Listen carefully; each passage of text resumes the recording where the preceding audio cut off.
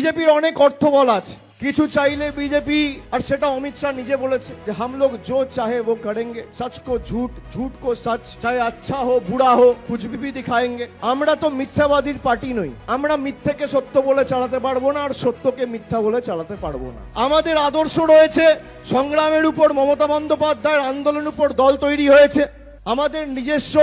আদর্শের উপর আমরা দল করি আমরা সত্যিকে মিথ্যা বলে আর মিথ্যাকে সত্যি বলে রটনাকে ঘটনা বানিয়ে দেখাতে পারবো না যেটা বিজেপি করে প্রতি মুহূর্তে বিজেপি কোথাও যদি কিছু পোস্ট করে এটা আমাদের সকলের দায় দায়িত্ব সেটা টুইটার হোক ফেসবুক হোক ইউটিউব হোক সঙ্গে সঙ্গে সেটা ক্রস চেক করে সেটা কাউন্টার করা বিজেপির অনেক শক্তি কিন্তু মানুষ তো তৃণমূলের সাথে আপনাদের মতো হাজার হাজার যোদ্ধা যদি থাকে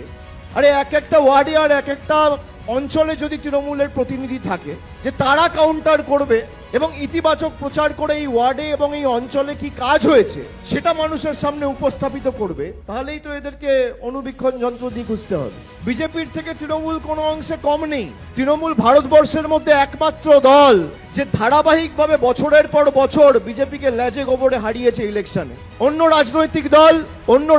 দল বিজেপির কাছে হারে আর সেই বিজেপি তৃণমূলের কাছে হারে ভারতবর্ষে একমাত্র রাজনৈতিক দল বিজেপির যে অভিসন্ধি বিজেপির যে মিথ্যের চক্রান্ত ষড়যন্ত্রের বেড়াজাল